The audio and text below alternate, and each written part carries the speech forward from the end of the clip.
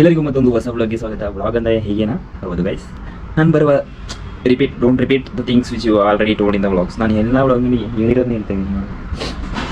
ಏನಾದರೂ ಹೇಳ್ಬೋದಿತ್ತು. ರೀಲ್ಸ್ ಮಾಡೋದನ್ನ ಬಿಟ್ಟಿದ್ದೀನಿ. ಇವತ್ತು ಅಪ್ಲೋಡ್ ಮಾಡಿದ್ದೀನಿ. ವಾಯ್ಸ್ ಸ್ವಲ್ಪ ಅಂತ ಕೂತ್ಕೋತೀನಿ. ಅದೇ ರೀಲ್ಸ್ ಇವತ್ತೊಂದು ಅಪ್ಲೋಡ್ ಮಾಡಿದ್ದೀನಿ. ನಾನು ಬಿಟ್ಟರೆ ಕನ್ಸಿಸ್ಟೆನ್ಸಿ ಬಿಟ್ಟೆ. ಆ 30 ಡೇಸ್ ಹಾಕಿದ್ಮೇಲೆ ಕನ್ಸಿಸ್ಟೆನ್ಸಿ ಇರಲಿಲ್ಲ. ಅದಾದಮೇಲೆ ಮನೆಗೆ ಹೋಗಿ ಬಂದನಲ್ಲ, ಅಲ್ಲಿಂದ ಒಂದು ವೀಕೇನೋ ಸರಿಯಾಗಿ ಹಾಕಿದ್ದೀನಿ. ಹೋಗಿ ಬಂದಮೇಲೆ ಮುಗಿಯುತ್ತಲ್ಲ ಈ ಕತೆ ಅನ್ನೋ ಥರ ಬಿಟ್ಟಿದ್ದೀನಿ. ಇವಾಗ ಯೂಟ್ಯೂಬ್ನಲ್ಲೂ ಅಷ್ಟೇ ಒಂದೇ ಗಂಟೆ ಫಸ್ಟ್ ಕಂಪ್ಲೀಟ್ ಮಾಡಿದ್ರೆ ಸ್ವಲ್ಪ ಪರವಾಗಿಲ್ಲ. 8 ಮಿನಿಟ್ಸ್ ಕಾನ್ಸೆಪ್ಟ್ ಇಟ್ಕೊಂಡು ಮಾಡ್ತಾಯಿದ್ದೀನಿ. ಏನೂ ಮಾಡೋಕ್ಕಾಗ್ತಿಲ್ಲ ನನ್ನ ಕೈಯಲ್ಲಿ. ಏನೋ ಮಾಡ್ತಾಯಿದ್ದೀನಿ. ಈ ಮಂತಲ್ಲಿ ಜಾಬ್ ಬಿಟ್ಬೇಡ ಅಂತ ಆಲ್ಮೋಸ್ಟ್ ರೆಡಿ ಆಗಿಬಿಟ್ಟಿದೆ. ತಲುಪಿಟ್ಟಿತ್ತು ಆ ಸ್ಟೇಜ್ಗೆ. ಆಯಿತು, ಇದೇ ಲಾಸ್ಟ್ ಅಂದ್ಕೊಂಡಿದ್ದೆ. ಮತ್ತೆ ಎಕ್ಸ್ಟೆಂಡ್ ಫಾರ್ 1 ಮಂತ್ ಅಂದರೆ ಸ್ಯಾಲ್ರಿ ಬರೋದು 7ನೇ ತಾರೀಕು. ಅದಾದಮೇಲೆ ಒಂದಿನ ಹೋದ್ರು ಹೋಗಿ ಅಂದರೆ ಏನೋ ಒಂದು ಆ ಕಡೆ ನನಗೆ ಇವಾಗ ಜಾಬೇ ಮಾಡೋಕ್ಕೆ ಇಷ್ಟ ಇಲ್ಲ. ಅಂದರೆ ಜಾಬ್ ಮಾಡೋಕ್ಕೆ ಕಂಪ್ಲೀಟಾಗಿ ಇಷ್ಟ ಇಲ್ಲ ಅಂತಲ್ಲ, ಮಾಡಿದ್ರೆ ಮಾಸ್ಟರ್ಸ್ ಮಾಡ್ಕೊಂಡು ಒಳ್ಳೆ ಜಾಬ್ ಮಾಡೋಣ ಅಂತ ನನ್ನ ಐಡಿಯಾ. ಇವಾಗ ಜಾಬ್ ಮಾಡಿ ಏನು ಯೂಸ್ ಇಲ್ಲ. ಅಂದರೆ ಈ BCom ಮಾಡ್ಕೊಂಡು ಏನು ಮಾಡ್ತೀವಿ, ಅದಷ್ಟು ಒಳ್ಳೆ ಗ್ರೋತ್ ಇಲ್ಲ. ಅದಕ್ಕೆ ಒಂದು ಒಳ್ಳೆ ಕಾಲೇಜಲ್ಲಿ ಮಾಸ್ಟರ್ಸ್ ಮಾಡ್ಕೊಳ್ಳೋಣ ಅಂತ ಅಂದ್ಕೊಂಡಿದ್ದೀನಿ. ಮಾಸ್ಟರ್ಸ್ ಮಾಡಿಕೊಂಡ್ರೆ ಮತ್ತೆ ಬೇಕಾದ್ರೆ ಜಾಬ್ ಅಂದರೆ ಬೇಕಾ ಅದು ಗೊತ್ತಿಲ್ಲ ನನಗೆ.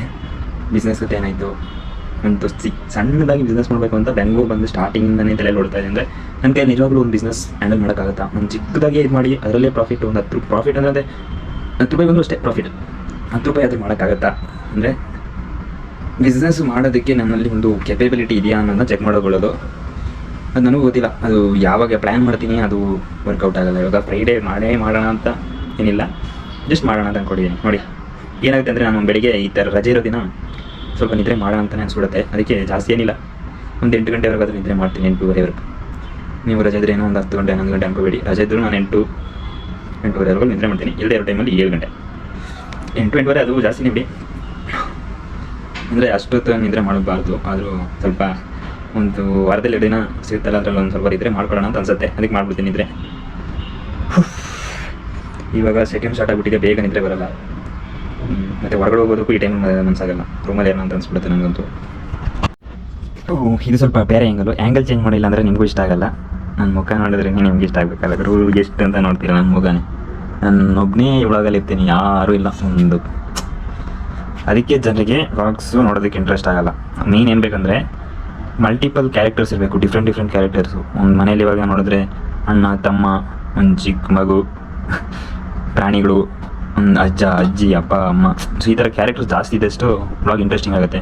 ಅಂದರೆ ಒಬ್ಬೊಬ್ರದ್ದು ಒಂದೊಂಥರ ಮಾತುಗಳಿರುತ್ತೆ, ಒಂದೊಂಥರ ಕ್ಯಾರೆಕ್ಟ್ರು. ಮೂವೀಸು ಅಷ್ಟೇ. ಇವಾಗ ಒಂದು ಮೂವಿಯಲ್ಲಿ ಒಬ್ಬನೇ ಹೀರೋ ಕಂಪ್ಲೀಟ್ ವೀಡಿಯೋದಲ್ಲಿದ್ದರೆ ಕಂಪ್ಲೀಟ್ ಸಿಮ್ದಲ್ಲಿ ಮೂವಿಯಲ್ಲಿದ್ದರೆ ಹೆಂಗೆ ಅನಿಸುತ್ತೆ? ಯಾರಿಲ್ಲ ಅಂದರೆ ಚೆನ್ನಾಗಿರಲ್ಲ. ಸೊ ಅದು ಚೆನ್ನಾಗಿರುತ್ತೆ, ಬಟ್ ವ್ಲಾಗ್ ಚೆನ್ನಾಗಾಗಲ್ಲ. ವ್ಲಾಗು ಅಂದರೆ ಸ್ವಲ್ಪ ಕ್ಯಾರೆಕ್ಟರ್ಸ್ ಬೇಕು. ಬಿಟ್ಟರೆ ಬೇರೆ ವೀಡಿಯೋಸ್ಗೆಲ್ಲ ಒಬ್ಬನೇ ಮಾಡ್ಬೋದು ಅಂತ ಪ್ರಾಬ್ಲಮ್ ಇಲ್ಲ.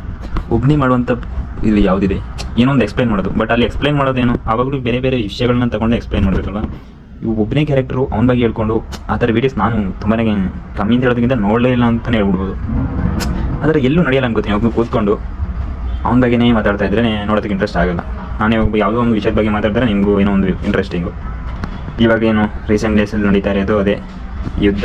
ಅದು ಬಿಟ್ಟರೆ ವರ್ಲ್ಡ್ ವಾರ್ ಅಂತ ಏನು ಕತೆ. ಆಲ್ರೆಡಿ ಮೈಸೂರು ಸೈಡೆಲ್ಲ ಏನೋ ಗ್ಯಾಸ್ದೇನೋ ಪ್ರೈಸ್ ಹೈಕ್ ಆಗಿಬಿಟ್ಟಿದೆ, ಹೋಟೆಲೆಲ್ಲ ಕ್ಲೋಸು ಥರ ಹೇಳ್ತಿದ್ದ. ಇವಾಗ ಫ್ರೆಂಡು ಹಂಗೆ ಮೆಸೇಜ್ ಮಾಡಿದೆ, ಅವ್ರು PGಯಲ್ಲಿ ಬೇಕಾದರೆ ಫುಡ್ಡು ವ್ಯತ್ಯಯಗಳಾಗ್ಬೋದಂತೆ. ಓಕೆ, ಎಫೆಕ್ಟ್ಸು ಇದೆ.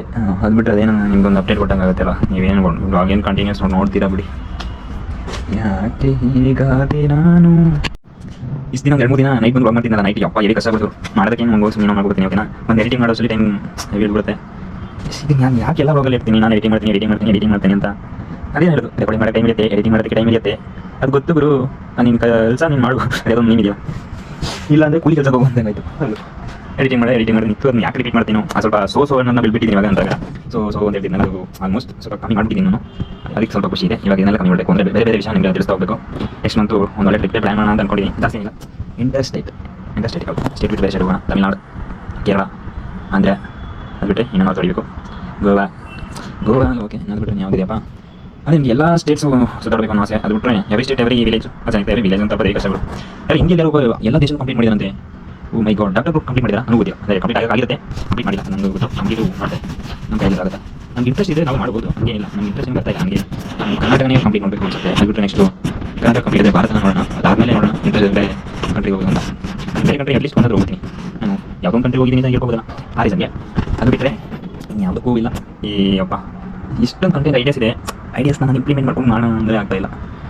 ಬೇಗ ಹೋಗ್ಬೇಕು ಗುರು, ಬೇಗ ಹೋಗಿ ಬಂದರೆ ಅಂದರೆ ಬೇಗ ಆಫೀಸ್ಗೆ ಹೋಗಿ ಮತ್ತೆ ಒಂದು 30 ಮಿನಿಟ್ ಬೇಕು ತಗೊಂಡು ಇಲ್ಲಿ. ಯಾಕೆ ಇವತ್ತು ಇರೋದು ಬಿರಿಯಾನಿ ಇವತ್ತಿರೋ ಬಿರಿಯಾನಿ ಇರ್ಬೋದು, ಅದು ಕನ್ಫರ್ಮ್ ಇಲ್ಲ. ಇದ್ರೆ ಬಂದು ತೆಗೆದಿಟ್ಟು ಹೋಗುತ್ತೆ, ನಾವು ಊಟ ಮಾಡ್ಬಿಡಲ್ಲ, ತೆಗೆದಿಟ್ಟು ಹೋಗೋದು ಬಂದು ಊಟ ಮಾಡಿ ಮತ್ತೆ ಅಲ್ಲಿಂದ ಮಲ್ಕೊಳ್ಳೋದು. ಏನೋ ಮಾಡುತ್ತಿದ್ದೆ ನಾನು, ಯಾಕೋ ಏನೋ ನಡೆಯುತ್ತಿದೆ. 8 ನಿಮಿಷ ಕಾನ್ಸೆಪ್ಟೇ ಇವತ್ತು ಫಾಲೋ ಮಾಡ್ತಾ ಇದ್ದೀನಿ. ರೂಮೇಟ್ ಆಗಿಲ್ಲ, ಇಲ್ಲಿ ರೂಮಲ್ಲಿ ಮಾಡ್ತಾರೆ, ಇದನ್ನು ಮಾಡ್ತಾರೆ, ಇಲ್ಲಾಂದ್ರೆ ಯಾರು ಇರ್ತಾರೆ. ನಾನು ಫೋನ್ ನೋಡ್ಕೊಂಡು ಆಗ್ಬಿಡ್ತೀನಿ. ಹೊರಗೆ ಬಂದೆ, ಇವಾಗ ಏನೋ ವಿಡಿಯೋ ಮಾಡೋದು ಅಂದ್ಕೊಂಡೆ, ನಾನು ಸ್ವಲ್ಪ ತಲುಪಿದೆ, ಸ್ವಲ್ಪ ಜನರಿಂದ ಒಂದು ಸೆಕೆಂಡ್ ಬ್ಯಾಲೆನ್ಸ್ ಮತ್ತೆ ಬೇಕು ಮಾಡೋದೇನು ಪ್ರಾಬ್ಲಮ್ ಇಲ್ಲ, ನಾನು ಮಾಡ್ತೆ. ಅಷ್ಟೊಂದು ನೋಡ್ತೀನಿ, ಟೈಮು 4:15 ಆಗ್ಬಿಟ್ಟಿದೆ. ಇನ್ನು ನಾನು ವಿಡಿಯೋ ಮಾಡಿ ಅದು ತಿನ್ನೋಷ್ಟರಲ್ಲಿ ಅಲ್ಲಿ ತಿನ್ನೋದು ನನಗೆ ಇಷ್ಟ ಆಗಲ್ಲ. ಸರ್ ತಿನ್ನೋಷ್ಟರಲ್ಲೆಲ್ಲ ಮತ್ತೆ ಟೈಮ್ ಆಗ್ಬಿಡುತ್ತೆ ಅಂತ ಕ್ಯಾನ್ಸಲ್ ಮಾಡಿ ಹಾಗೆ ಪೋಸ್ಟ್ ಮಾಡಿದ್ಮೇಲೆ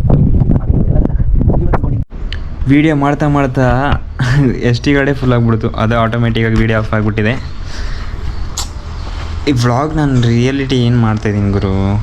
ವ್ಲಾಗ್ ಅಂದರೆ ಎದ್ದೆ ಏನೇನು ಮಾಡಿದೆ ಲೈಫಲ್ಲಿ ಇದರಲ್ಲಿ ತೋರಿಸೋದು ಬಿಟ್ಟು ನಾನು ಏನೋ ಒಂದು ಕೂತ್ಕೊಂಡು ಮಾತಾಡ್ಬಿಡ್ತಿರ್ತೀನಿ. ಇದನ್ನು ಯಾವ ಕರ್ಮ ವ್ಲಾಗ್ ಅಂತ ಹೇಳಲು.